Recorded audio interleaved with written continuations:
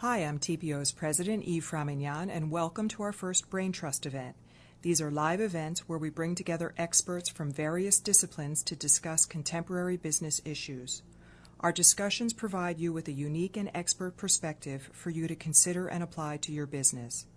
In this seminal event, we invited 6 business leaders, Becky Choi, Bob Corlett, Martin Schubel, Karen Usher, John Raster, and myself, to address issues businesses have dealt with over the past 2.5 chaotic years, such as how organizations are rethinking the business they're in and how this has affected the way they plan and budget, and how can you turn terms like nimble, innovative, and creative into real advantages to be more successful, not just for today but for tomorrow.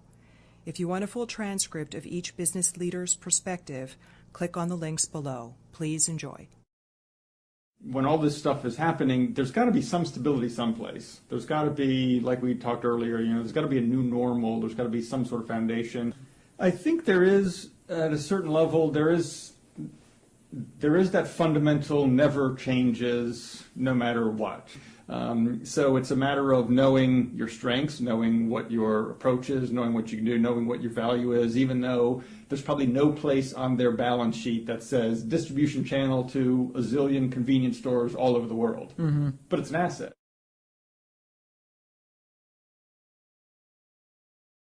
Think in terms of what true value you can add to the customer is really a critical component of driving innovation. So all businesses really that want to be successful need to be in a constant state of awareness to read that customer need correctly, read the marketplace in general correctly, and really change how they plan so they can recognize opportunities.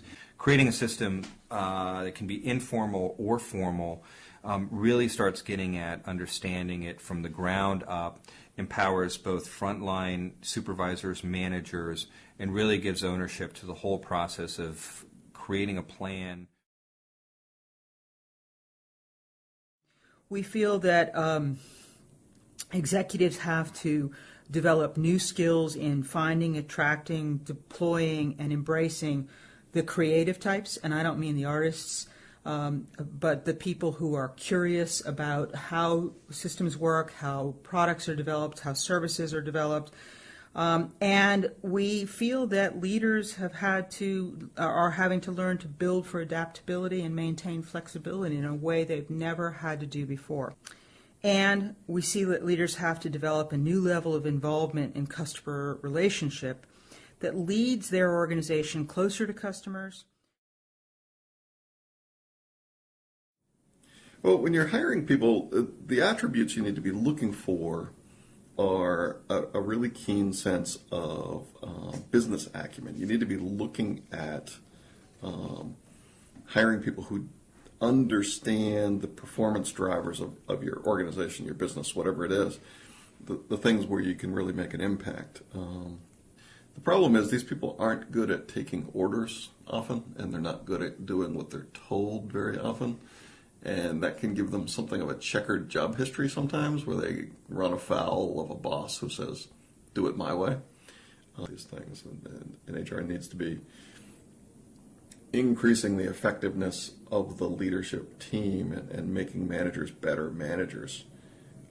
Because managing the workforce of free agents is a very different issue than managing a captive workforce that has no other employment opportunities.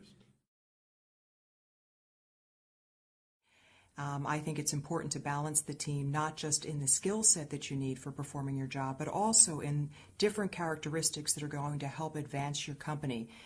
I would argue, and argue strenuously, that allowing people to stay in the wrong job is, in fact, harming that person, not just your business. But well, and one of the realities in today's market is good people want to be more marketable, and it doesn't mean that they're necessarily going to stay with you.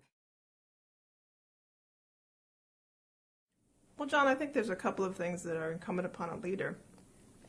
Going back to the basics, a leader's job is to really guide the organization and set the culture for an organization. I think that when things start changing very rapidly, the leader forgets this and may get their hands in, get a little more farther into organization than they need to be in the operations of an organization, a leader needs to step back when there's so much change and really say, how am I guiding this? How am I actually shaping what's happening? How am I holding this container that has all these people in it and helping them move as a group?